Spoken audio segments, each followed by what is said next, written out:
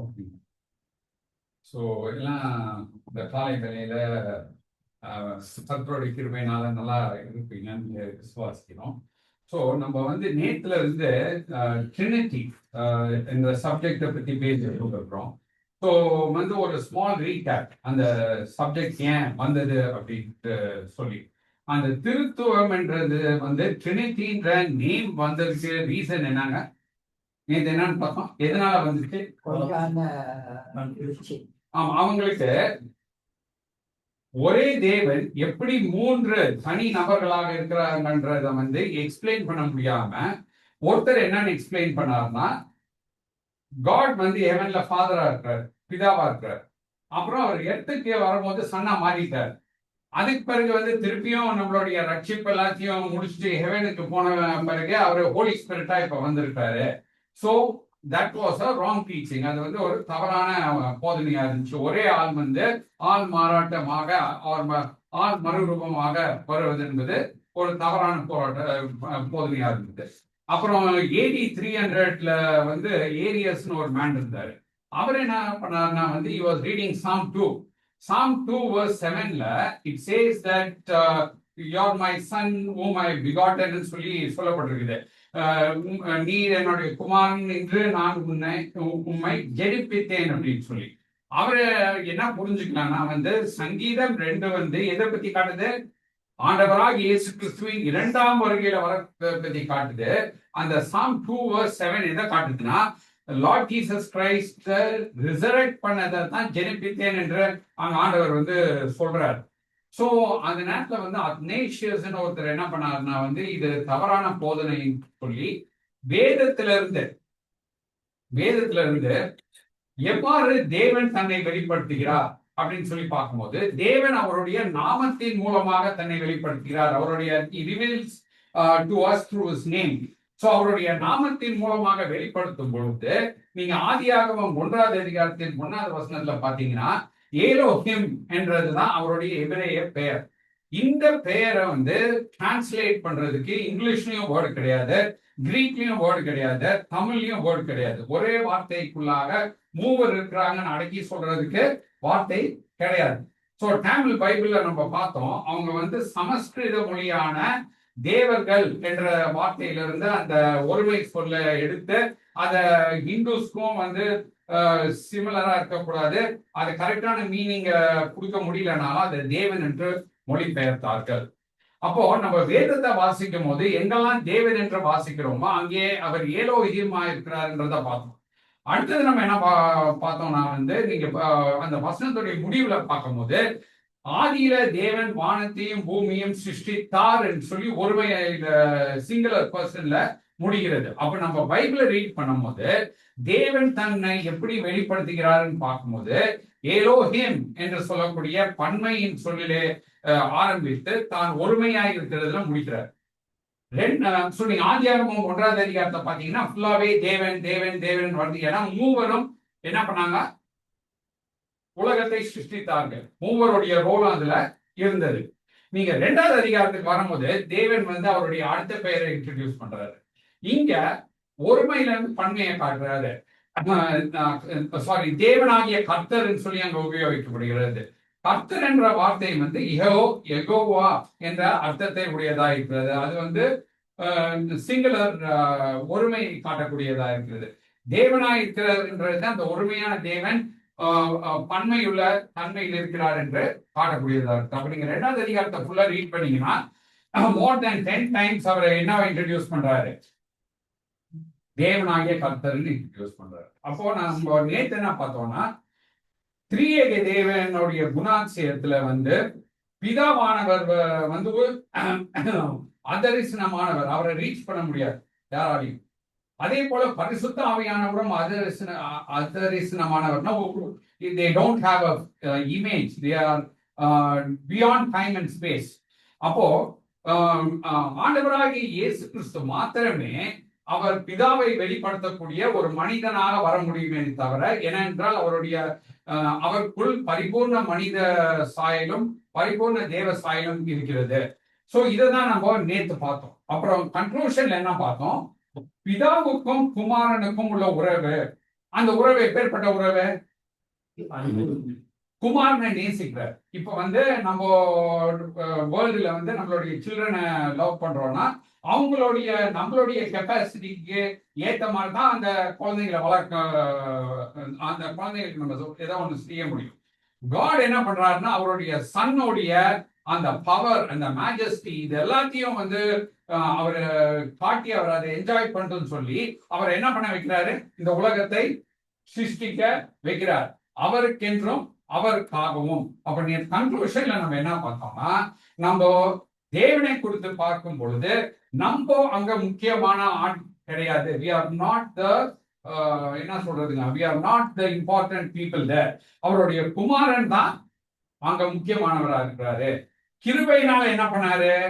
நம்மளை ரட்சித்து அவருடைய குமாரனின் மகிமையை காணத்தக்கதாக நம்ம என்ன பண்ணியிருக்காரு? தேர்ந்தெடுத்திருக்காரு. இதுதான் நம்ம நேற்று பார்த்தோம். இன்னைக்கு என்ன பார்க்க போறோம்னா, குமாரனுக்கு பிதாவோடும் பரிசுத்த ஆவியானவரோடும் இருக்கக்கூடிய உறவை குறித்து பார்க்க போறோம். சோ நாங்க என்ன பண்றோம்னா, இந்த நோட்ஸை வந்து நாங்க இந்த ஸ்கிரீன்ல போடுவேன். பட் நீங்க என்ன நான் சொல்றதையும் கேளுங்க, அந்த நோட்ஸ்ல இருக்கிறத படிக்கும் போது அதையும் பாருங்க. அப்ப ரொம்ப இம்பார்ட்டன்ட் வந்து நம்ம ட்ரினிட்டியை எக்ஸ்பிளைன் பண்ணோம்னா, நம்ம நேத்து பார்த்தோம் இந்த தண்ணி, இந்த எக்கு ஆர் இந்த டைம், இதெல்லாம் வச்சு திரியேகத்தை எக்ஸ்பிளைன் பண்ண முடியாது. தேவனுடைய நாமத்தை வச்சு தான் நம்ம திரியேகத்தை எக்ஸ்பிளைன் பண்ண முடியும். ஸோ ரொம்ப இம்பார்ட்டன்ட் வந்து தேவன் ஒருவராய் இருக்கிறார், நித்திரியமாக மூன்று ஆள் தன்மையில் ஒன்றாய் இருக்கிறார். பிதா, குமாரன், பரிசுத்த ஆவியாகிய ஒவ்வொருவருக்குள்ளும் பரிபூர்ணமான தேவத்தன்மைகள் உடையவராய் காணப்படுகிறார்கள். இவர்கள் மூன்று தனிப்பட்ட தேவர்கள் இல்லை, மாறாக ஒரே தேவனுக்குள் இருக்கின்ற மூன்று ஆள் தன்மைகள் ஆகும். இது வந்து திரியேகத்திற்கு கொடுக்கக்கூடிய ஒரு விளக்கம். சரி, இப்போ நம்ம என்ன கவனிக்க போறோம்னா, பிதாவுக்கும் குமாரனுக்கும் பிதாவுக்கும் உள்ள உறவு. நேத்து நம்ம இந்த வசனத்தை வாசித்தோம். பட் நீங்க யோவான் 15 அதிகாரத்துக்கு திருப்பணும். இப்போ வந்து நம்ம நேத்து பார்த்தும் போது பிதாவானவர் குமாரனை என்ன பண்றாருன்னு பார்த்தோம்னா நேசிக்கிறாருன்னு பார்த்தோம். இப்போ நம்ம இங்க நம்ம பார்க்கும்போது குமாரனானவர் பிதாவானவரை நேசிக்கக்கூடிய அந்த தன்மையை நம்ம இங்க பார்ப்போம். ஒரு நிமிஷம் அதை வாசிங்களேன். அந்த யோவான் 15 பிதா என்னில் அன்பாய் இருக்கிறது போல நானும் உங்களில் அன்பாய் இருக்கிறேன். என்னுடைய அன்பிலே நிலைத்திருங்கள். நான் என் பிதாவின் கற்பனைகளை கொண்டு அவருடைய அன்பிலே நிலைத்திருக்கிறது போல நீங்களும் என் கற்பனைகளை கை கொண்டிருந்தால் என்னுடைய அன்பிலே நிலைத்திருப்பீர்கள்.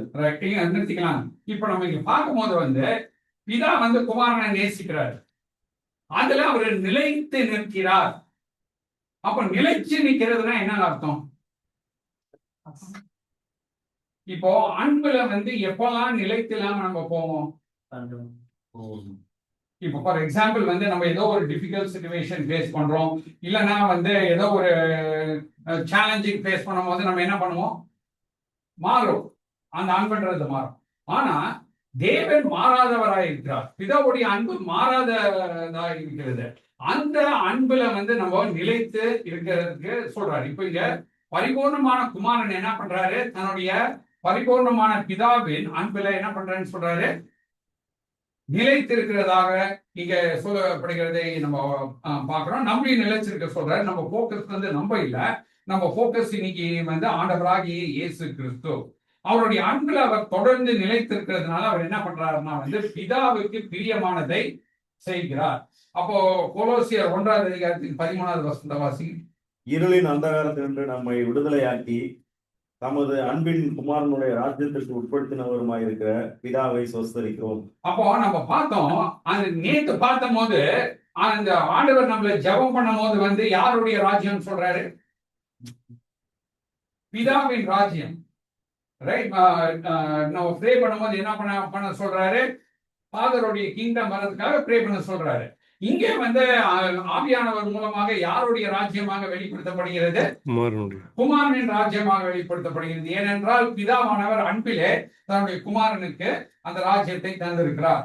அதனால்தான் போக்கஸ் எல்லாமே வந்து இந்த பைபிள்ல ஆண்டவருடைய வெளிப்பாடுகள் போக்கஸ் எல்லாமே வந்து அவருடைய குமாரனாகி இயேசு கிறிஸ்து.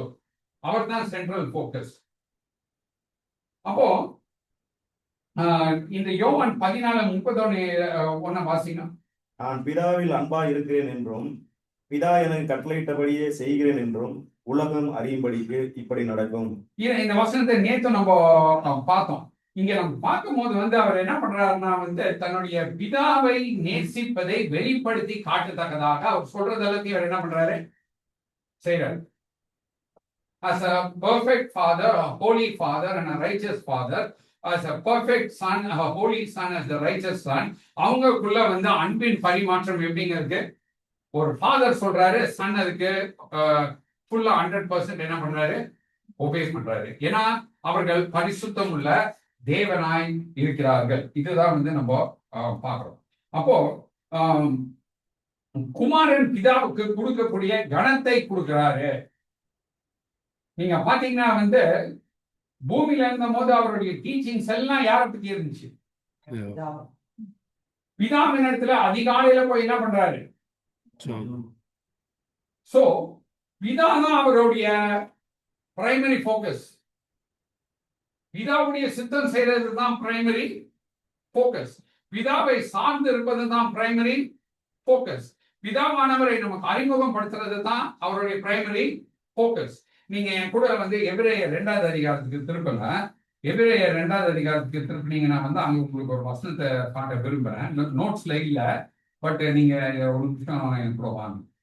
இப்போ ஆண்டவராகிய இயேசு கிறிஸ்து நம்மளெல்லாம் ரட்சித்திருக்கிறார், ரைட்?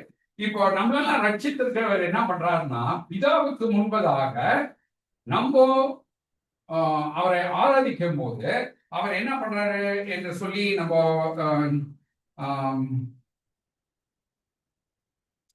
11ல இருந்து வாசிங்க. 11, 12, 13 வாசிங்க. எப்படி எனில் பரிசுத்தம் செய்கிறவரும் பரிசுத்தம் செய்யப்படுகிறவர்களுமாகிய யாவரும் ஒருவராலே உண்டாயிருக்கிறார்கள். இது நிமித்தம் அவர்களை சகோதரர் என்று சொல்ல அவர்கள் வெட்கப்படாமல். அப்போ ஒரு நிமிஷம் நீங்க வசனத்தை ஒரு நிமிஷம். இங்க யார சகோதரர்கள் சொல்றாரு? நம்ம எல்லாரையும் யார் சொல்றா? இயேசு கிறிஸ்து சொல்றாரு சகோதரர்கள் சொல்றாரு. சொல்லிட்டு அவர் நம்மளை பத்தி வெட்கப்படுறது இல்லை. ஏன்னா அவர் நம்மளை பரிசுத்தமாக்கி அவருடைய குமாரனுக்குள்ளாக நம்ம இருக்கிறதுனால, குமாரனுக்குள்ள இருக்கிறதுனால அவருக்கு என்ன இல்லைன்னா வெட்கம் இல்லை. ஏன்னா நம்மளுடைய பரிசுத்தத்துல போய் நிக்கல, கிறிஸ்துவின் பரிசுத்தத்துல போய் நிக்கிறோம். அதுக்கு அடுத்த வசந்த வாசிங்க.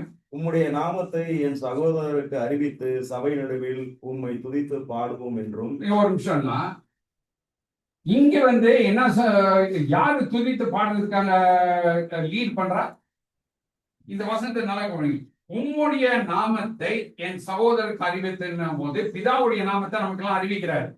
அடுத்தது என்ன பண்றாரு? சபை நடுவில் உம்மை துதித்து பாடு வேன் என்றும். குமாரன் நம்ம எல்லாரையும் சேர்த்து யாருக்கு துதி செலுத்த வைக்கிறாரு? புரியுதுங்களா? அவர் லீட் பண்றாரு அந்த வர்ஷிப்பை. அவருக்கு அந்த கரெக்டான கணத்தை கொடுக்கறதுக்கு அவர் முன்னின்று நடத்துகிறார். 13 வாசிங்க. நான் அவரிடத்தில் நம்பிக்கையா இருப்பேன் என்றும் இதோ நானும் தேவன் எனக்கு கொடுத்த பிள்ளைகளும் என்று சொல்லி இருக்கிறார். சோ நம்ம பார்க்கும் போது நம்ம அந்த சில்ட்ரன் என்ற அந்த ஸ்டேட்டஸ்ல கொண்டு போய், அந்த தரத்துல கொண்டு போய் அவர் என்னங்க நம்மள பண்றாரு? சகோதரர்களாக பார்த்து நம்ம பிதாவை கனப்படுத்தும்படியாக அவர் செய்கிறதை பார்க்கிறோம். அதனாலதான் 14வது வசனத்தை சொல்லுது, அவர் நம்மை போல எதுல வந்தாரு? மாம்சத்தையும் ரத்தத்தையும் உடையவர்களாக நம்மளை சுத்திகரித்து இப்படி அவருடைய பரிசுத்த பர்வதத்திற்குள் கொண்டு போறாருன்னு சொல்லி நம்ம வாசிக்கிறோம். அப்போ இந்த உறவானது எப்படி இருக்குதுன்னு சொல்லி பார்க்கும்போது பிதாவுடைய தலைமைத்துவத்திற்கு தன்னை என்ன பண்றாரு? கீழ்படுத்துறாரு. ஏன்னா அந்த அன்பின் உறவு. ஒரு தகப்பன் பிளான் பண்ணி ஒண்ணு செய்யறாருன்னா அந்த மகன் ஒத்துழைத்து அதை நிறைவேற்றக்கூடியவராக ஆண்டவராகிய இயேசு கிறிஸ்து இருக்கிறார். இது நமக்கு உலகத்துல இந்த மாதிரி ஒரு பையன் நமக்கு இருந்தாப்லன்னா அது தேவன் கொடுத்த ஒரு பெரிய பாக்கியவன் தான் நம்ம சொல்ல முடியும். ஏன்னா இந்த உலகத்தை பிசாசானவன் என்ன பண்றான்னா, நம்ம உலக பிரகாரமாக நமக்கு பிறக்கக்கூடிய குழந்தைகள் கீழ்ப்படியாமல் இருக்கத்தக்கதாக அங்க எபேசியர் 2ல வாசிக்கிறோம். அந்த பிரபஞ்சத்தின் தூதனானவன் என்ன பண்றான்? கீழ்ப்படியாமையின் பிள்ளைகளாக வைத்திருக்கிறத நம்ம பார்க்கணும். அது பாவத்தின் விளைவாக இருக்கிறது. அப்போ ஆண்டவரை குறித்து பார்க்கும்போது எப்படி 3 சந்தர்ப்பங்களில அவருடைய வாழ்க்கையை நாம் ஆராய்ந்து பார்க்கும் பொழுது தன்னுடைய பிதாவுக்கு தன்னை கீழ்ப்படுத்தினார் என்பதை குறித்து நம்ம பார்க்க வேண்டும். முதலாவது சந்தர்ப்பம் எப்போனா, குமாரன் இந்த பூமிக்கு வந்தபோது எவ்வாறாக தன்னுடைய பிதாவுக்கு கீழாக அவர் சப்மிட் பண்ணாரு, கீழ்ப்படுத்தினார் என்பதை நாம் பார்க்க வேண்டும். 1 கொரிந்தியர் 11வது அதிகாரத்தின் 3வது வசனத்தை வாசி. ஒவ்வொரு புருஷனுக்கும் கிறிஸ்து தலையாய் இருக்கிறார் என்றும் ஸ்திரீக்கு புருஷன் தலையாய் இருக்கிறார் என்றும் கிறிஸ்துவுக்கு தேவன் தலையாய் இருக்கிறார் என்றும் நீங்கள் அறிய வேண்டும் என்று விரும்புகிறேன். இப்ப நீங்க பாத்தீங்கன்னா தேவன் ஒரு ஆர்டர் வச்சிருக்கிறார். அந்த தேவனுடைய ஆர்டர்ல நீங்க பார்க்கும்போது முதல் யாருங்க வர, தேவனுடைய ஆர்டர்ல நீங்க பாத்தீங்கன்னா அங்க யார் வர, பிதா வராது. அவருக்கு கீழே குமாரன் வராது. அதுக்கு கீழே ஒரு மேன் வராது. அந்த மேனோட சேர்ந்த அந்த உமனும் வராங்க. அது கீழே அந்த ஆர்டர். அப்போ இந்த ஆர்டர் பார்க்கும் போது தேவன் பரிபூர்ண பரிசுத்தரா இருக்கிறபடினா, அவர் சேரக்கூடாத ஒளியில் வாசம் செய்யறவரா இருக்கிறபடினால நம்மளுக்கு இவர் இல்லாம ஆக்சஸ் கிடையாது. அதனாலதான் இந்த மென் ரொம்ப கேர்ஃபுல்லா இருக்க வேண்டியதா இருக்குது. ஏன்னா நம்மளுடைய டைரக்ட் ஹெட் யாரு? அப்போ நம்ம இந்த உலகத்தை விட்டுட்டு நம்ம ஆண்டவராக இயேசு கிறிஸ்துவின் இடத்துல போய் நம்ம நிற்கும் போது ஆண்டவர் நம்மளுடைய தனிப்பட்ட லைஃப் பத்தி அந்த மேன்ட்ட கேட்பாரு. வேற ஒன்னும் அக்கௌண்டபிலிட்டி கேட்பாரு. என்ன அக்கௌண்டபிலிட்டி கேட்பாரு? உங்க வைஃப் டீல் பண்ணதை வச்சு அக்கௌண்டபிலிட்டி கேட்பாரு. பிள்ளைங்கள்ட்ட டீல் பண்ணதை வச்சு அக்கௌண்டபிலிட்டி கேட்பாரு. ஸோ அந்த விமென்ட்ட என்ன கேட்பாரு? விமென்ட்ட ஹஸ்பண்ட டீல் பண்ணதை வச்சு கேட்பாரு. ஸோ நம்ம இதை பார்க்கும் போது இதுதான் தேவனுடைய ஆர்டர். இதனால கிறிஸ்து தன்னை தாழ்ந்திரவராக அவர் என்ன பார்க்கறது இல்லை. ஏன்னா அந்த உறவு என்ன மாதிரி உறவு? ஒரு தகப்பனுக்கும் மகனுக்கும் உள்ள உறவு. இப்போ அவருடைய பிரசனம் இல்லாம நம்ம எங்க போக முடியாது? அங்க பக்கத்திலேயே போக முடியாது. ஸோ இது ஃபர்ஸ்ட் ஆர்டர்ல இருக்குது. ரெண்டாவது யோவான் 6:38 வாசிங்க. என் சித்தத்தின்படி அல்ல, என்னை அனுப்பினவருடைய சித்தத்தின்படி செய்யவே நான் வானத்திலிருந்து இறங்கி வந்தேன். இப்போ நீங்களும் நானும் லிவ் பண்ணும்போது how many times we think okay we have to do this, we have to do that அப்படின்னு நம்ம நினைக்கிறோம். ஆண்டவராகி இயேசு கிறிஸ்துவோடைய மைண்ட் ஃபுல்லா என்னங்க ஆக்குபை ஆயிருந்துச்சு?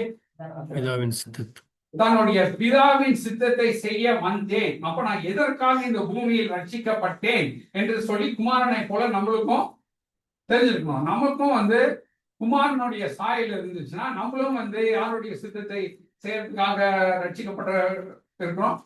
பிதாவுடைய சித்தத்தை செய்யறதுக்காக ரட்சிக்கப்பட்டு இருக்கிறோம். அடுத்தது அதே யோவான் 7:28-29 வாசி. அப்பொழுது இயேசு தேவாலயத்தில் உபதேசிக்கையில் சத்தமிட்டு, நீங்கள் என்னை அறிவீர்கள், நான் எங்கே இருந்து வந்தேன் என்றும் அறிவீர்கள். நான் என் சுயமாய் வரவில்லை, என்னை அனுப்பினவர் சத்தியமுள்ளவர், அவரை நீங்கள் அறியாதிருக்கிறீர்கள். நான் அவரால் வந்திருக்கிறபடியினாலும் அவர் என்னை அனுப்பியிருக்கிறபடியினாலும் நானே அவரை அறிந்திருக்கிறேன் என்றார். அப்போ இது ரொம்ப இம்பார்ட்டன்ட் வசனம். அனுப்பினவர் யாருன்னா தன்னுடைய பிதா. அவரை தெரிஞ்சுக்கிறதுக்காக தான் ரொம்ப இம்பார்ட்டன்ட். ஸோ அவரை தெரிஞ்சுக்கணும்னா அந்த பீப்புள்கிட்ட சொல்றாரு. அவரை யாருக்கு தெரியும்? அனுப்பின குமாரனுக்கு தெரியும். ஸோ அந்த பீப்புள்கிட்ட அவர் சொல்லும் போதே ஃபோக்கஸ் பண்ண சொல்றாரு. அனுப்பினவர். ஸோ அவரும் தேவனா இருக்கிறார். யாரு? குமாரனும் தேவனா இருக்கார். அவர் என்ன சொல்லலாம்? உங்களெல்லாம் ரட்சிக்க நானே வந்தேன்னு சொல்லலாம், தப்பே. ஆனா ரிப்பீட்டடா யார பாயிண்ட் பண்றாரு? அந்த அத்தாரிட்டியை பாயிண்ட், தன்னை அனுப்பின பிதாவை பாயிண்ட் பண்றாரு. சோ நம்ம இயேசு கிறிஸ்துவினிடத்துல இருந்து அநேக காரியங்களை கற்றுக்கொள்ள முடிகிறது.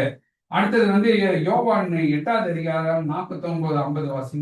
அதற்கு இயேசு, நான் பிசாசு பிடித்தவன் அல்ல, நான் என் பிதாவை கனம் பண்ணுகிறேன், நீங்கள் என்னை கனவீனம் பண்ணுகிறீர்கள்.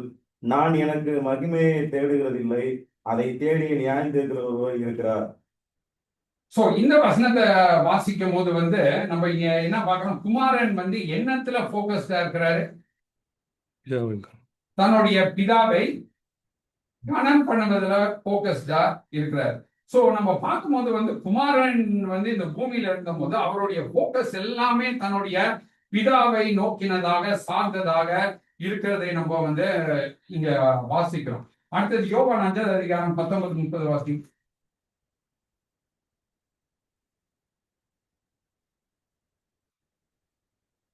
அப்பொழுது இயேசு அவர்களை நோக்கி, மெய்யாகவே மெய்யாகவே நான் உங்களுக்கு சொல்லுகிறேன், பிதாவானவர் செய்ய குமாரன் காண்கிறது எதுவோ அதையே அன்றி வேறொன்றையும் தாமாய் செய்ய மாட்டார். அவர் எவைகளை செய்கிறாரோ அவைகளை குமாரனும் அந்தபடியே செய்கிறார். சோ நீங்க பாத்தீங்கன்னா வந்து இன்டர்சேஞ்சிங் தான். பிதாவானவர் எதை பண்றாரோ அதை தான் குமாரன் செய்கிறார். சோ ஃபுல் அண்ட் ஃபுல் இவருடைய 100%, குமாரனுடைய போக்கஸ் 100% யாரா இருக்காங்க, பிதாவா தான் இருக்கு 100%. சோ தான் நீங்க பாத்தீங்கன்னா ரிப்பீட்டடா சொல்றாரு. எஸ்பெஷலி நான் வந்து நிறைய வசனம் போட்டிருக்கேன், நீங்க அந்த வசனத்தை எல்லாம் படிச்சு பாத்தீங்கன்னா வந்து தன்னுடைய பிதாவானவர் தான் அவருக்கு போக்கஸா இருக்காரு. இதெல்லாம் பண்ணிட்டு தான் யோவான் 17 அதிகாரத்தின் 1 வாசனம். இயேசு இவைகளை சொன்ன பின்பு தம்முடைய கண்களை வானத்துக்கு ஏறெடுத்து, 2 வசனம் வாசி. பிதாவே, வேலை வந்தது. நீர் உம்முடைய குமாரனுக்கு தந்தளின யாவருக்கும் அவர் நித்திய ஜீவனை கொடுக்கும் பொருட்டு மாம்சமான யாவர் மேலும் நீர் அவருக்கு அதிகாரம் கொடுத்தபடியே உம்முடைய குமாரன் உம்மை மகிமைப்படுத்தும்படிக்கு நீர் உம்முடைய குமாரனை மகிமைப்படுத்தும். சோ இப்ப நீங்க பாத்தீங்கன்னா வந்துட்டு அவருக்கு அதிகாரம் கொடுத்த போதிலும் அவர் என்ன சொல்லலங்க மக்கள்கிட்ட, அந்த இப்போ நமக்கு ஒரு அதிகாரம் கொடுக்கறாங்கன்னு வச்சுக்கோங்க, நம்ம நார்மலா என்ன பண்ணுவோம், அந்த அதிகாரத்தின் பேர்ல போய் அங்க ஃபங்க்ஷன் பண்ணுவோம். இவர் அதிகாரம் கொடுத்தோம் யாரை தான் அதிகாரியாக காட்டிட்டு இருக்காரு, தன்னுடைய பிதாவை தான் அதிகாரியாக காட்டிட்டு இருக்காரு. சோ இந்த வருஷத்தை பார்க்கும் போது வந்து அவர் கொடுத்த வேலையை முடிக்கிறாரு, அப்புறம் அவர் பிதாவை மகிமைப்படுத்தினதையும் நமக்கு எடுத்து காட்டுறாரு. அப்புறம் சொல்றாரு, நீர் என்ன பண்ணுங்க, மகிமைப்படுத்தும். இது வந்து நம்ம பார்க்கும்போது ரொம்ப ஆச்சரியமா இருக்கு. அவர் ஆல்ரெடி மகிமை உள்ளவரா இருக்கிறாரு, மகிமை தன்னுடைய தகப்பனை மகிமைப்படுத்தினவரா இருக்கிறாரு. இருந்த போதிலும் யாருக்கு அதை சப்மிட் பண்றாரு, தன்னுடைய பிதாவினத்துக்கு சப்மிட் பண்றாரு. சோ இந்த ஸ்டடி நம்ம பண்ணும்போது வந்து குமாரன் எந்த அளவுக்கு நேசித்தது மாத்திரமல்ல, அந்த பிதாவுக்கு கொடுக்க வேண்டிய கணம், அந்த பிதாவுக்கு கொடுக்க வேண்டிய அந்த ஸ்தானம், பிதாவுக்கு கொடுக்க வேண்டிய அந்த மரியாதை, பிதாவுக்கு உடைய அன்பை வெளிப்படுத்தி காட்டக்கூடிய இது அனைத்தையும் பரிபூர்ணமாக அவர் என்ன பண்றாருன்னா செய்யறாரு. அப்ப இதை பார்க்கும்போது நமக்கு வியப்பை உண்டாக்கக்கூடியதாக இருக்குது. சரி, இப்போ பூமியில ஆண்டவராக இயேசு கிறிஸ்து இப்படியே இருந்தார். அடுத்து கேட்க வேண்டிய கேள்வி என்னன்னா, நித்தியத்துல குமாரனானவர் பிதாவுக்கு எந்த விதத்துல கீழ்பட்டு இருந்தார் என்று சொல்லி நம்ம கேட்க வேண்டும். இத பார்க்கும்போது வந்து ஆல்மோஸ்ட் யோவான் சுவிசேஷத்துல வந்து ஆல்மோஸ்ட் 30 டைம் சொல்லப்பட்டிருக்குது பிதாவானவர் குமாரனை அனுப்பினார்னு. இந்த திட்டமானது நித்தியத்துல உலக தோற்றத்துக்கு முன்பதாகவே பிளான் பண்ணப்பட்ட ஒரு திட்டம்.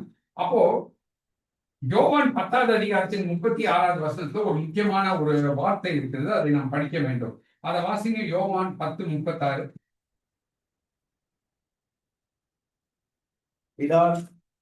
பிதாவினால் பரிசுத்தமாக்கப்படும் உலகத்தில் அனுப்பப்பட்டும் இருக்கிற நான் என்னை தேவனுடைய குமார் என்று சொன்னதினாலே தேவதூசனம் சொன்னாய் என்று நீங்கள் சொல்லலாமா?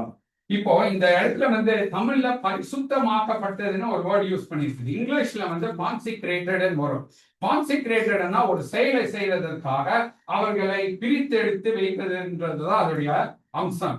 ஒரு உதாரணத்துக்கு எப்படி பழைய ஏற்பாட்டுல வந்து ஆண்டவர் மோசையை நோக்கி நீ ஆரோனை இந்த ஆசாரிய பணிக்காக பிரித்தெடுத்தவை சொன்னாரோ, அவனுமே தன்னுடைய குமாரனை நித்தியத்துல அவர் பிதாவானவர் என்ன பண்றாருன்னா நம்மளுடைய ரட்சிப்புக்காக பிரித்தெடுக்கக்கூடியவராக அங்க காணப்படுகிறதை பார்க்கிறோம். அப்போ நிறைய டைம் வந்து அந்த வேர்ஸ் சொல்லிட்டே இருக்கிறார், என்னுடைய சித்தத்தின்படி எல்லாம் அனுப்பினவருடைய சித்தத்தின்படியே செய்ய நானே வரன்றதை நிறைய டைம் சொல்லிட்டு இருக்காரு. அது மட்டும் இல்லாம நீங்க போனீங்கன்னா எபிரேயர் 10வது அதிகாரம் 5-7 வரைக்கும் வாசனம். எபிரேயர் 10:5. ஆகையால் அவர் உலகத்திலே பிரவேசிக்கும் போது பலியையும் காணிக்கையையும் நீர் விரும்பவில்லை, ஒரு சரீரத்தை எனக்கு ஆயத்தம் பண்ணினீர், சர்வாங்க தகன பலிகளும் பாவ நிவாரண பலிகளும் உமக்கு பிரியமானதல்ல என்றீர். அப்பொழுது நான், தேவனே, உம்முடைய சித்தத்தின்படி செய்ய இதோ வருகிறேன், புஸ்தக சுருளில் என்னை குறித்து எழுதியிருக்கிறது என்று சொன்னேன் என்றார். இந்த வசனம் வந்து சங்கீதம் 40 வந்து மேசியாவை குறித்து காட்டக்கூடிய, சங்கீதம் 40:7-8 வாசித்தீங்கன்னா இது மேசியாவை குறித்து காட்டக்கூடிய ஒரு சங்கீதமாக வசனமாக இருக்குது. இங்க வந்து பிதாவானவர் என்னத்தை ஆயத்தம் பண்ணாருன்னு சொல்லி போட்டிருக்கு, தன்னுடைய குமாரனின் சரீரத்தை அங்கே ஆயத்தப்படுத்துகிறார். அந்த சரீரத்துல வந்து பூமியில இருக்கும்போது உலகத்தில் உள்ளவர்கள் அனைவர்களுடைய பாவத்தின் தண்டனையும் அந்த சரீரம் என்ன பண்ண வேண்டும், ஏற்றுக்கொண்டு தேவனுடைய கோபாக்கினைக்காக அது என்ன பண்ணப்பட வேண்டும், சிலுவையிலே அறையப்பட வேண்டும்.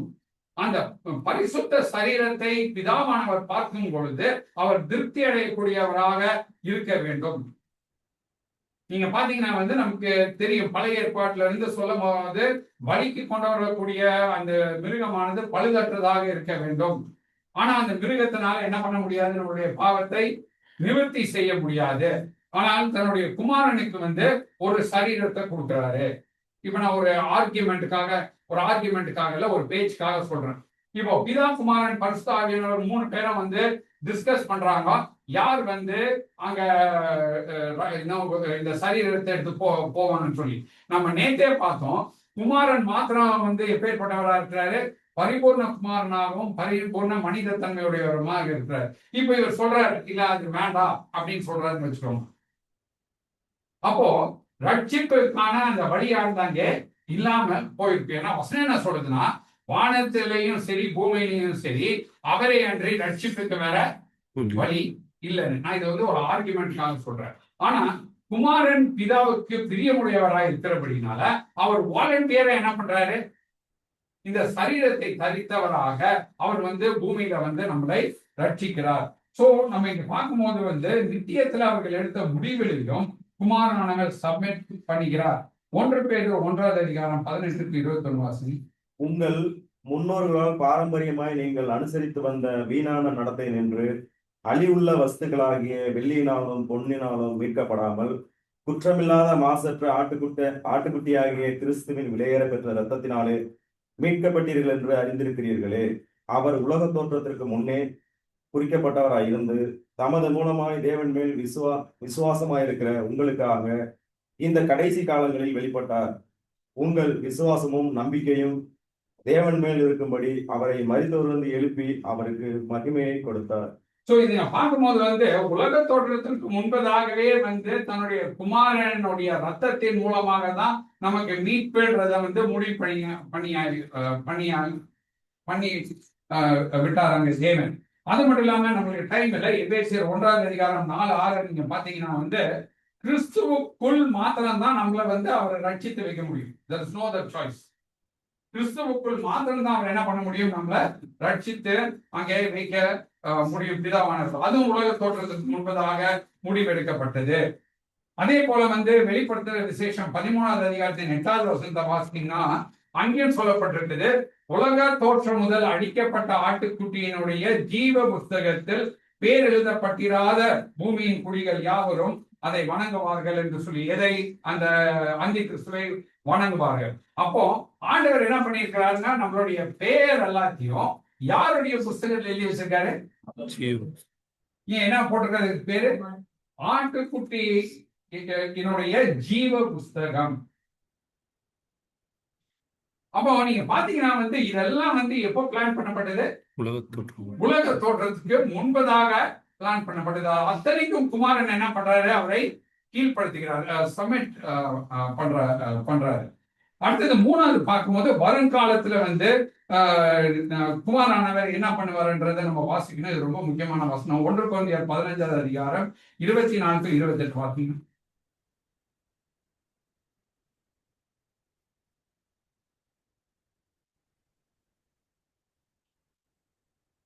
அதன் பின்பு முடிவு உண்டாகும்.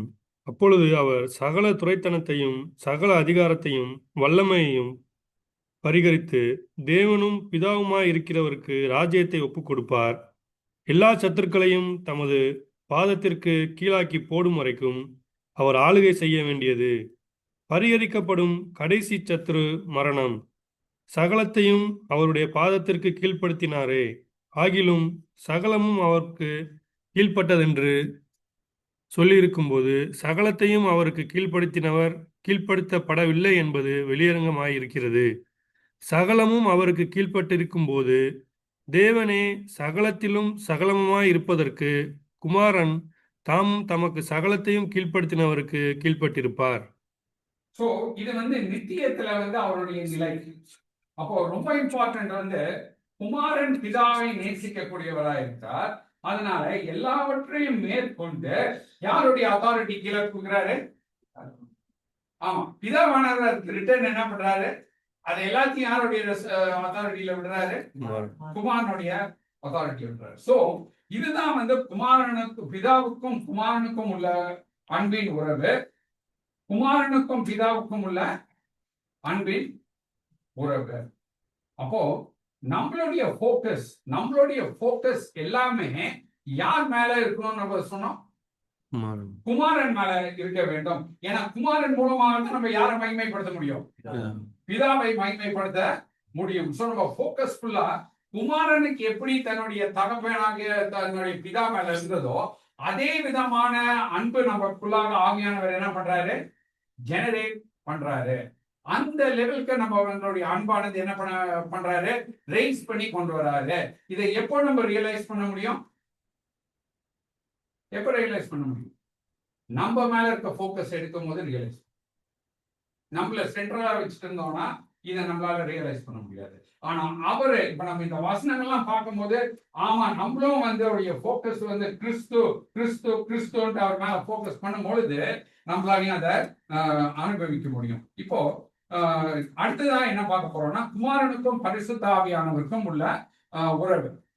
ரமேஷ் கொஞ்சம் மேல இருக்கு ரமேஷ். இப்போ நம்ம போக்கஸ் எங்க போகுதுன்னா குமாரனுக்கும் பரிசுத்த ஆவியானவருக்கும் இடையில உள்ள உறவு.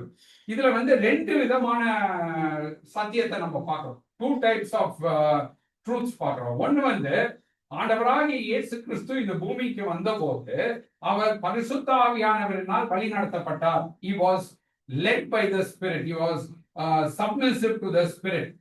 அதே ஆண்டவராகிய இயேசு கிறிஸ்துவானவர் பரத்துக்கு ரட்சிப்பை முடித்த பிறகு போன பின்பதாக அவரும் பிதாவோடு சேர்ந்து என்ன பண்றாரு? பரிசுத்த ஆவியானவரை அனுப்புறாரு. அப்ப பரிசுத்த ஆவியானவர் குமாரனுக்கு என்ன பண்றாரு? சப்மிட் பண்றாரு. ஏன்னா பரிசுத்த ஆவியானவருடைய வேலை எல்லாம் வந்து குமாரனை அங்கே நமக்கு மகிமைப்படுத்தி காட்டத்தக்கதாக. இதை நம்ம புரிஞ்சு கொள்றதுக்காக நம்ம என்ன பண்ணுவோம்னா வந்து ஆல்ரெடி நேற்று படிச்சோம், பட் ஸ்டில் ரீட் பண்ணலாம். ஏசாயா 11வது அதிகாரம் 1-2 வாசிங்க. இது ஆண்டவராகிய இயேசு கிறிஸ்து மேல பரிசுத்த ஆவியானவருடைய செயலா இருக்குது. ஏசாயா 11:1-2.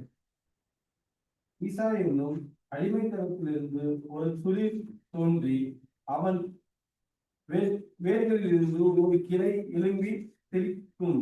ஞானத்தையும் உணர்வையும் அருளும் ஆவியும், ஆலோசனையையும் பலனையும் அருளும் ஆவியும், அறிவையும் கர்த்தருக்கு பயப்படுகிற பயத்தையும் அருளும் ஆவியுமாகிய கர்த்தருடைய ஆவியானவர் அவர் மேல் தங்கியிருப்பார். இப்போ நம்ம பார்க்கும்போது ஆண்டவராகிய இயேசு கிறிஸ்து பரிபூர்ண மனிதனாய் வந்தார். அப்போ வரும்போது தெய்வத்துவத்தை வந்து அவருக்கு தெய்வத்துவம் இருந்தும் அவர் என்ன பண்ணலன்னா he was not using it. பிலிப்பியர்ல வாசிக்கிறோம், அந்த தன்மையை வந்து வெறுமையாக்கி அதை யூஸ் பண்ணாம ஒரு அடிமையின் சாயல்ல வந்து மனிதனாய் வந்தார். வந்தவர் வந்து எப்படி ஞானமாய் செயல்பட்டார், எப்படி வல்லமையோடு செயல்பட்டார், எவ்வாறு செய்தார்னா வந்து அதுக்கு ஆன்சர் இங்கே எங்க இருக்குன்னா இந்த ஏசாயா 11:12 இருக்குது. இதையே தான் வந்து ஆண்டவர் வந்து லூக்கா 4வது அதிகாரத்தின் 1-2 வாசிங்க. அது அந்த யூதர்களுக்கு வாசித்தாரு. அவங்க என்ன பண்ணாங்கன்றத வந்து பார்க்கும்போது அதை அவங்களால டைஜஸ்ட் பண்ண முடியல. லூக்கா 4வது அதிகாரம் 1-2. இயேசு பரிசுத்த ஆவினாலே நிறைந்தவராய் யோர்தானை விட்டு திரும்பி ஆவியானவராலே வனாந்தரத்திற்கு கொண்டு போகப்பட்டு 40 நாள் பிசாசினால் சோதிக்கப்பட்டார். அந்த நாட்களில் அவர் ஒன்றும் புசியாதிருந்தார். அந்த நாட்கள் முடிந்த பின்பு அவருக்கு பசி உண்டாயிற்று. சாரி நான் நினைக்கிறேன் மீட் மிஸ்டேக். ஆண்டவர் வந்து தேவாலயத்துல போய் இந்த இந்த அது வேற வசனம். பட் அவர் வந்து அங்க மண்ணை குறித்து சொல்லியிருக்கிறத வாசிக்கும் போது 18, அவங்களால என்ன 19. பண்ண முடியாததை 18. டைஜஸ்ட் பண்ண முடியல. சாரி, அது இங்க இருக்கீங்க 19. கர்த்தருடைய ஆவியானவர் என்மேல் இருக்கிறார். தரித்திரருக்கு சுவிசேஷத்தை பிரசங்கிக்கும்படி என்னை அபிஷேகம் பண்ணினார். இருதயம் நறுங்குண்டவர்களை குணமாக்கவும், சிறைப்பட்டவர்களுக்கு விடுதலையையும் குருடருக்கு பார்வையையும் பிரசித்தப்படுத்தவும், நொறுங்குண்டவர்களை விடுதலையாக்கவும், கர்த்தருடைய அனுக்கிரக வருஷத்தை பிரசித்தப்படுத்தவும் என்னை அனுப்பினார் என்று எழுதியிருக்கிற இடத்தை அவர் கண்டு. சோ இங்க நம்ம பார்க்கும்போது வந்து பரிசுத்த ஆவியானவர் அவரை வழி நடத்துவார்னு எங்கெங்க சொல்லப்பட்டிருந்துச்சு? பழைய ஏற்பாட்டிலேயே சொல்லப்பட்டிருந்தது. அப்போ இங்க நம்ம பார்க்கும்போது ஆண்டவராகிய இயேசு கிறிஸ்து மனிதனாய் வந்தபோது பரிபூர்ண மனிதனாய் இருந்தார். அவருக்கு கீழ்ப்படியும் தன்மை இருந்தது. ஆன போதிலும் யாரை வழி நடத்த அங்க சப்மிட் பண்றாரு? பரிசுத்த ஆவியானவரை வழி நடத்த சப்மிட் பண்றாரு. அதுதான் நம்மளுக்கு வியப்பூட்டக்கூடிய ஒரு சத்தியமாய் இருக்கிறது. கீழ்ப்படிய கூடியவரே பரிசுத்த ஆவியானவரை வழி நடத்த அனுமதித்தால் நம்மளுக்கு வந்து அவர் இல்லைன்னா ஒன்றும் செய்ய முடியாது என்பதை நாம் அறிந்து கொள்கிறோம் இதன் மூலமாக. எபிரேயர் 5வது அதிகாரத்துல 8-9 வாசிங்க. அவர் குமாரனாயிருந்தும் பாடுபட்ட பாடுகளினாலே கீழ்ப்படிதலை கற்றுக்கொண்டு தாம் பூரணரான பின்பு தமக்கு கீழ்ப்படுகிற யாவரும் நித்திய ரட்சிப்பை அடைவதற்கு காரணராகி. சோ இங்க நம்ம பார்க்கும்போது ஆண்டவராகிய இயேசு கிறிஸ்துவோடைய வாழ்க்கையை பார்க்கும்போது அவர் சின்ன வயசுல இருந்து வளர்ந்து வரும்போது நம்மள போலதான் ஒரு வீட்டுல வளர்ந்து வந்தாரு. அவர் உலக பிரகாரமாக அவருக்கு இருக்கக்கூடிய அந்த தாய் தகப்பனுக்கார் என்ன பண்ண வேண்டியதாக இருந்தது? கீழ்ப்படிய வேண்டியதாக இருந்தது. எவ்வளவு நேரம் ஆகும் அவர் சொல்றதுக்கு? நான் யாருன்னு மரியாதை எப்படி சொல்லியிருப்பான்? நான் யாருன்னு உங்களுக்கு தெரியும், எப்படி பிறந்தேன்னு தெரியும், யார் பிறக்க வச்சான்னு தெரியும். ஸோ நீங்க என்ன பண்ணணும்? எல்லாம் என்கிட்ட நான் சொல்றதை கேட்கணும்னு சொல்றதுக்கு எவ்வளவு நேரம் ஆகும்? ஆனா நம்ம என்ன வசனத்துல வாசிக்கிறோம்? தன்னுடைய பெற்றோர்களுக்கு அவர் தன்னை என்ன பண்ணாரு? கீழ்ப்படிந்தார்னு சொல்லி நம்ம வாசிக்கிறோம். தன்னுடைய சகோதரர்கள் வந்து அவரை இகழ்ந்தார்கள். அவங்க என்ன சொன்னாங்கன்னா, நீங்க வந்து இங்கெல்லாம் பண்றதோட எருசலேம்ல போய் யாருன்னு ஓப்பனா பப்ளிக்கா டிக்ளேர் பண்ணுங்க. அங்கே அவர் என்ன பண்ணவில்லை. அவர் யார் என்ற அந்த அதிகாரத்தை அவங்க பயன்படுத்தவில்லை. நிறைய இடத்துல யூதர்கள் அவரை பரிசேயர்கள் இவங்க எல்லாம் சேலஞ்ச் பண்ணாங்க. ஆன போதிலும் அவர் என்ன பண்ணலன்னா அவருடைய அதிகாரத்தை அவர் அங்க யூஸ் பண்ணல. அப்போ நம்ம வாசிக்கும் போது அவர் அங்க கீழ்ப்படிதலை கற்றுக்கொண்டார். என்னவா வாழ்றதுல கீழ்ப்படிதலை கற்றுக்கொண்டார்?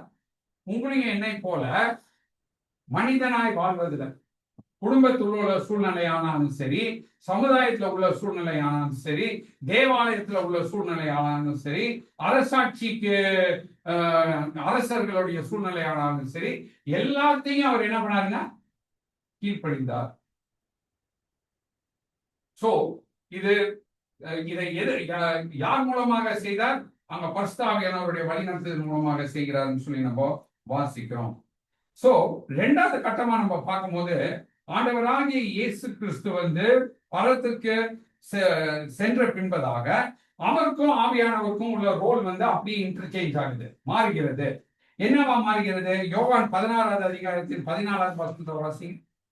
அவர் என்னுடையதில் எடுத்து உங்களுக்கு அறிவிப்பதினால் என்னை மகிமைப்படுத்துவார். இப்போ இங்க பாத்தீங்கன்னா ரோல் மாறுது. இங்க வந்து இவ்வளவு நாள் வந்து குமாரனை பூமியில வழி நடத்தினவர் இப்போ என்ன பண்றாருன்னா குமாரனை வந்து நமக்கு என்ன பண்றாரு? எடுத்து காட்டுகிறார். குமாரனுடைய பணிவிடையை அவரு செய்யறாரு. தன்னை மகிமைப்படுத்தல, யாரை மகிமைப்படுத்துவாரு? ஆமா, இப்ப ஆண்டவராகி இயேசு கிறிஸ்து பூமியில இருந்து சொல்லிக் கொடுத்தவை அனைத்தையும், தேவனுடைய சத்தியங்கள் அனைத்தையும் நமக்கு புரிந்து கொள்ளும்படி அவர் என்ன பண்ணுவாரு? எடுத்து நமக்கு காட்டுறாரு. அவருடைய கோல் இப்ப என்ன? பரிசுத்தாவியானவருடைய கோல் இந்த வசனத்தின்படி குமாரனை மகிமைப்படுத்துவது அவருடைய கோல். குமாரன் பூமியில இருந்த போது பிதாவை ஷைன் அவுட் பண்ணி காட்டுறது அது அவருடைய கோலா இருந்துச்சு. குமாரன் ரட்சிப்பை முடித்து பலத்துக்கு போன பின்பதாக பரிசுத்தாவியானவருடைய கோல் என்னவா இருக்குன்னா குமாரனை மகிமைப்படுத்தி காட்டக்கூடியதாக இருக்கிறத சொல்லி நம்ம வாசிக்கிறோம். சோ அங்க ரோல்ஸ் மாறுறத நம்ம பார்க்கிறோம். அதே மாதிரி அந்த யோவான் 16வது அதிகாரத்தின் 13-16 வாசிங்க. சத்திய ஆவியாகிய அவர் வரும்போது சகல சத்தியத்திற்குள்ளும் உங்களை நடத்துவார். அவர் தம்முடைய சுயமாய் பேசாமல் தாம் கேள்விப்பட்டவைகள் யாவையும் சொல்லி வரப்போகிற காரியங்களை உங்களுக்கு அறிவிப்பார். நான் பிதாவினிடத்திற்கு போகிறபடியினால் கொஞ்ச காலத்திலே என்னை காணாதிருப்பீர்கள், மறுபடியும் கொஞ்ச காலத்துல என்னை காண்பீர்கள் என்றார். ரைட். சோ நம்ம இங்க பார்க்கும்போது பரிசுத்த ஆவியானவருடைய செயல் எல்லாமே யாருக்கு உதவத்தக்கதாக, யாரை பிரதிபலித்து காட்டத்தக்கதாக வந்திருக்காரு? குமாரனை பிரதிபலித்து காட்டத்தக்கதாக வந்திருக்காரு. இது ரெண்டாவது எவிடன்ஸ். நம்ம சென்டர் ஆஃப் அட்ராக்ஷன் கிடையாது. அப்போ நம்ம திருத்துவத்தை சரியா புரிஞ்சுக்கிட்டோம்னா நம்மளுடைய சபைகள்ல கொடுக்கக்கூடிய செய்திகள், தேவனை குறித்த அறிவு இதெல்லாம் மாற்றப்பட வேண்டும். இன்னைக்கு நம்ம மெசேஜஸ் கேட்கும் போது எத்தனை மெசேஜஸ் நம்மளை பத்தியே இருக்கிறது, மனிதனை பத்தியே இருக்குது. ஆண்டவர் நம்ம ரட்சித்தார், காப்பாத்தினாரு, இதெல்லாம் பண்ணாரு அப்படின்னு சொல்றது கரெக்ட், அதை தான் அவர் செஞ்சாரு. ஆனா போக்கஸ் எல்லாம் எதை பத்தி இருக்குது? இங்க நாளைக்கு எப்படி நம்ம வாழ்வோம், எப்படி விசுவாசத்தோட இருப்போம், எப்படி இதை செய்வோம், எங்க பூமியிலேயே இதை பத்தி தான் மெசேஜஸ். ஆனா பரிசுத்த ஆவியானவர் யாரை போக்கஸ் பண்றாருன்னா குமாரனை போக்கஸ் பண்றாரு. அவருடைய பிளான், தேவனுடைய பிளான் அங்க காட்டக்கூடியவராக அங்க இருக்கிறாரு. தேவனுடைய நீதியையும் பாவத்தை குறித்த உணர்வையும் தேவனுடைய நியாய தீர்ப்பையும் பரிசுத்த ஆவியானவர் என்ன பண்றாரு? உணர்த்தி காட்டுறாரு. அப்போ நம்ம ஒருத்தர் சுவிசேஷத்தை சொல்லும் போதும் நம்ம பரிசுத்த ஆவியானவர் தான் அதை கிரியேட் பண்ண போறாரு. அதுக்கேற்ற மாதிரி தேவனுடைய வார்த்தைகளை நம்ம கொடுக்க வேண்டியவர்களாக இருக்கிறோம். அதே யோவான் 14வது அதிகாரத்தின் 25-26 வாசிங்க. நான் 20-26. ஆமா. நான் உங்களுடைய தங்கி இருக்கையில் இவைகளை உங்களுக்கு சொன்னேன். நான் என் நாமத்தினாலே பிதா அனுப்ப போகிற பரிசுத்த ஆவியாகிய தேற்றரவாளனே எல்லாவற்றையும் உங்களுக்கு போதித்து நான் உங்களுக்கு சொன்ன எல்லாவற்றையும் உங்களுக்கு நினைப்பூட்டுவார். சோ இங்க நல்லா கவனிச்சீங்கன்னா, என்னுடைய நாமத்தினால், இந்த ஆர்டர் பாருங்க, ரொம்ப இன்ட்ரெஸ்டிங் ஆர்டர். என்னுடைய நாமத்தினால பிதாவானவர் அனுப்ப போகிற பரிசுத்த ஆவியானவர். அப்ப நம்ம பார்க்கும்போது குமாரனானவருடைய ஆளுகைக்கு இப்ப பரிசுத்த ஆவியானவர் என்ன பண்றாரு? அங்க இணங்கி செயல்படுறாரு, அங்க சப்மிட் பண்ணி அங்க செயல்படுகிறத நம்ம பார்க்கணும். பிதாவானவர் இங்க அனுப்புறாரு. அதே யோவான் 15வது அதிகாரத்தின் 26வது வசனத்தை வாசிங்க. பிதாவினிடத்திலிருந்து நான் உங்களுக்கு அனுப்ப போகிறவரும் பிதாவினிடத்திலிருந்து புறப்பட்டு வருகிறவரும் ஆகிய சத்திய ஆவியான தேற்றரவாளன் வரும்போது அவர் என்னை குறித்து சாட்சி கொடுப்பார். சோ இங்க பார்க்கும்போது பிதாவானவரும் அனுப்புறாரு, குமாரனும், ரெண்டு பேரும் சேர்ந்து அங்க பரிசுத்த ஆவியானவர் அனுப்புறத குறித்து நம்ம பார்க்கிறோம். சோ நம்ம குமாரனுடைய ரோல் இன்னைக்கு பார்க்கும்போது அவர் மகிமையில இருக்கிறாரு. அவரை குறித்து நமக்கு சொல்லவும், அவரை குறித்து நம்ம புரிய வச்சு கொள்ளவும் நமக்கு யார் அனுப்பி இருக்கிறாரு? பரிசுத்த ஆவியானவரை பிதாவும் குமாரனும் சேர்ந்து அனுப்பியிருக்கிறதை நம்ம இங்க வாசிக்கிறோம். அப்போஸ்தலர் 1வது அதிகாரத்தின் 4வது வசனத்தை வாசிக்கிறோம். அன்றியும் அவர் அவர்களுடனே கூடி வந்திருக்கும் போது அவர்களை நோக்கி, யோவான் ஜலத்தினாலே ஞானஸ்நானம் கொடுத்தான், நீங்கள் சில நாட்களுக்குள்ளே பரிசுத்த ஆவினாலே ஞானஸ்நானம் பெறுவீர்கள். சோ ஆண்டவராக இயேசு கிறிஸ்து அந்த அவர் பரத்துக்கு போன பின்பதாக அவர் ப்ராமிஸ் பண்ணிட்டு போன ஆவியானவர் அந்த சீஷர்கள் மேல இறங்குவதற்கான அந்த அறிகுறியாக அங்க ஆண்டவர் சொன்னதை நம்ம வாசிக்கிறோம். அப்போ என்ன நடைபெற போது, எப்படி நடைபெற போது, இவைகள் எல்லாவற்றையும் அறிந்தவராக யார் இருக்கிறார்? ஆண்டவராகிய இயேசு கிறிஸ்து இருக்கிறாரு. 2வது அதிகாரத்தின் அதே அப்போஸ்தலர் 2:33 வாசிங்க. 33ங்களா 23ங்களா? அதான் போட்டுக்கிறார். 33 தான். அவர் தேவனுடைய வலது கரத்தினால் உயர்த்தப்பட்டு பிதா அருளிய வாக்குத்தத்தத்தின்படி பரிசுத்த ஆவியை பெற்று நீங்கள் இப்பொழுது காண்கிறதும் கேட்கிறதுமாகிய இதை பொருளினார். சோ நம்ம இங்க பார்க்கும்போது பரிசுத்த ஆவியானவருடைய ரோல் போத் பிதாவும் குமாரனும் சேர்ந்து அவங்க என்ன பண்றாங்க, இணைந்து அங்க செயல்படுறத நம்ம பார்க்கணும். சோ குமாரனுடைய ரோல் பத்தி நம்ம பார்த்தாங்க. குமாரனுடைய இதுல நம்ம என்ன பார்த்தோம், அவருடைய ரோலோட அவருடைய குமாரனுடைய தன்மையில அவருடைய போக்கஸ் என்னவா இருந்துச்சு? பிதாவானவரை மகிமைப்படுத்த வேண்டியது அவருடைய போக்கஸா இருந்துச்சு. அப்ப அவரு நித்தியத்திலையும் பண்ணாரு, மனிதனாய் பூமிக்கு வந்தபோது பண்ணாரு, வரக்கூடிய நாட்களையும் அவர் என்ன பண்ண போறாரு, அதை நிறைவேற்றார். பரிசுத்த ஆவியானவருக்கு அவர் பூமியில இருந்த போது பரிசுத்த ஆவியானவர் வழி நடத்தி பரிசுத்த ஆவியானவருக்கு அவர் என்ன பண்ணாரு, சப்மிட் பண்ணாரு. பரத்துக்கு அவரு போன பின்னாடி அவர் பரிசுத்த ஆவியானவரை என்ன பண்றாரு, டைரக்ட் பண்றாரு, அவர் லீட் பண்றாரு. சோ இதெல்லாம் திரியேகத்துவத்திற்குள்ளாக இருக்கக்கூடிய அன்பின் உறவு. இது ஒரு ஜாப் டிஸ்கிரிப்ஷன் மாதிரி இல்லை. நம்ம போய் ஒரு கம்பெனியில வேலை செய்யற மாதிரி முதலாளி எஜமான் என்ற ஜாப் டிஸ்கிரிப்ஷன் இல்லை. இது திரியேகத்துவத்திற்குள்ளாக அன்பினால் செயல்படக்கூடிய பிதா குமாரன் பரிசுத்த ஆவியானவருடைய செயல்களாய் இருக்கிறது. சோ இந்த குமாரனை குறித்து நம்ம கன்க்ளூஷன்ல பார்க்கும்போது ரொம்ப இம்பார்ட்டன்டான கன்க்ளூஷன் நமக்கு வரணும். ஆண்டவருக்கு ஒரு பெயர் இருக்கு இல்லைங்களா, அவர் அல்பாவும் ஒமேகாவும். He is the beginning and he is the end. அப்ப நீங்க பாத்தீங்கன்னா ஆண்டவருடைய ஸ்டோரி இப்படி போகுது. இப்போ தேவன் சர்வ வல்லமை உள்ளவராய் இருக்கிறவர் யாரை அங்க அழகுபடுத்தி பார்க்கணும்னு விரும்புறாரு? குமாரனை அங்க பார்க்கணும்னு விரும்புறாரு. அப்போ அவருடைய மகிமையின் பிளான ஃபர்ஸ்ட் தெரிஞ்சு கொண்ட ஆள் யாரு? குமாரன். குமாரனுடைய பிளான் ஃபாதர் இதெல்லாம் பண்றாரு அப்படின்றத தெரிஞ்சு கொண்ட முதல் ஆள் யார்? வேறு நித்தியத்துல ஆண்டவருடைய பிரசனத்துல இருந்த கேருபேனான விடிவெளி நட்சத்திரம் என்று நமக்கு அறிமுகப்படுத்தக்கூடிய பிசாசானவன் விழுறதுக்கு முன்பதாக அதை அவன் தெரிஞ்சுக்கிறான். தெரிஞ்சுட்டு அவனை பார்க்கறான். எனக்கு என்ன குறை? ஆண்டவர் அவனுக்கு கொடுத்திருந்த பொறுப்பு அவர் அந்த காலத்துல வைத்திருந்த அந்த உலகத்துல அவன் ஆளுகை செய்ய வேண்டும் என்ற பொறுப்பு அவனுக்கு கொடுக்கப்பட்டிருந்தது. யாருக்கு? பிசாசு விழுது போற விடிவெளியின் மகனானவனுக்கு கேள்விக்கு கொடுக்கப்பட்டிருந்தது. சோ தன்னை பார்க்க எனக்கு என்ன குறை? நான் தானே பர்ஃபெக்ட் விஸ்டம் எல்லாத்துலயும் இருக்கிறேன் அப்படின்னு சொல்லி என்ன பண்றாப்புல, ஒரு பகுதியான தேவ தூதர்களை அழைத்து தேவனுக்கு விரோதமாக பெருமையினால் கீழ்ப்படியாமல் போகும்போது தேவன் அவர்களை என்ன பண்றாரு, அனுப்பி விடுகிறார். அப்போ எபிரேயர் 2வது அதிகாரத்தை நீங்க பாத்தீங்கன்னா இப்படி பாக்குறோம். தேவ தூதர்களிலும் சற்று சிறியவனாக யாரை உருவாக்குறாரு? மனுஷனை உருவாக்கு. இப்போ தேவனுடைய ஸ்தானத்துல இருந்து பிசாசானவனை அடிக்கணும்னா அது ஜஸ்ட் ஒரு fraction of the second job தான். ஆனா அவர் என்ன சூஸ் பண்றாரு? மனிதனை சூஸ் பண்றாரு. அந்த மனிதன்ல ஃபர்ஸ்ட் ஆதாம் ஏவாள் 2 பேருமே யாரோட இணைஞ்சிட்டாங்க?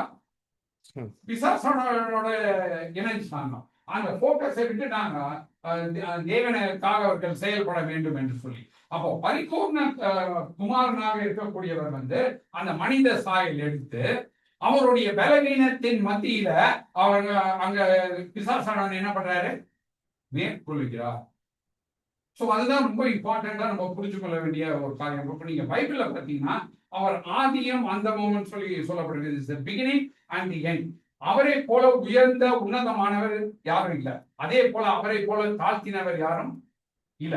இந்த 2 ஆப்போசிட் எண்ட்ஸ் நீங்க பாப்பீங்க. அவரை போல இருந்தவர் இல்லை. அப்போ இன்னொன்னு பாத்தீங்கன்னா அவர் பத்தி சொல்லும் போது நமக்கு தேவாட்டு சொல்றாரு. அதே நேரத்துல அவர் யூதாவில் சிங்கமன் சொல்றாரு. lion and the lamb and the lion. இப்போ அவருடைய பிள்ளைகளாகிய நமக்கு அவர் வந்து lamb. ஆனா அவரை ஏற்றுக்கொள்ளாத அவருடைய விரோதிகளுக்கு அவரு சிங்கமா இருக்கிறார், லயனா இருக்கிறார். சோ டூ எக்ஸ்ட்ரீம் ஆப்போசிட்ஸ் நீங்க பார்த்துட்டே இருக்கலாம் ஆண்டவராகிய இயேசு கிறிஸ்துவுக்குள்ள. அவரை போல தாழ்த்தினவர்களும் யாரும் கிடையாது, அவரை போல உயர்த்தப்பட்டவர்களும் யாரும் கிடையாது. அதனால நம்ம கன்க்ளூஷன்ல, இந்த மெசேஜோட கன்க்ளூஷன் என்னன்னா வந்து போக்கஸ் ஃபுல்லா வந்து பிதாவானவர் யார் மேல வச்சிருக்காரு? குமாரன். இப்போ பரிசுத்தாவியானவர் யார் மேல போக்கஸ் வைக்கிறாரு? குமாரன் மேல வைக்கிறாரு. அதனால நம்மளுடைய போக்கஸும் வந்து யார் மேல இருக்கணும்? கரெக்ட். இதுதான் வந்து ஃபவுண்டேஷன்.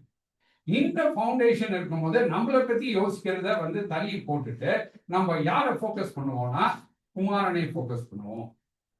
குமாரன் மூலமாக பிதாவுடைய அந்த அன்பை என்ஜாய் பண்ணுவோம். நம்மளுடைய லைஃபுடைய ஃபோக்கஸ் ஃபுல்லாவே goes into one person with love. அவருடைய எப்படி குமாரன் பிதாவுடைய அன்பை ஏற்றுக்கொண்டதுக்கு இணங்கினாரோ அந்த இதுக்கு மாறுறது தாங்க வந்து ரட்சிப்பின் ரியல் எக்ஸ்பீரியன்ஸ், தேவனை அறிந்திருக்கிறதுடைய ரியல் எக்ஸ்பீரியன்ஸ். ஓகே, ஸோ இப்போதைக்கு நம்ம இதை முடிச்சிடலாம் இந்த செய்தியை. அப்புறம் நெக்ஸ்ட் இதுல வந்து பரிசுத்தாவியானவருக்கு ரோட்டு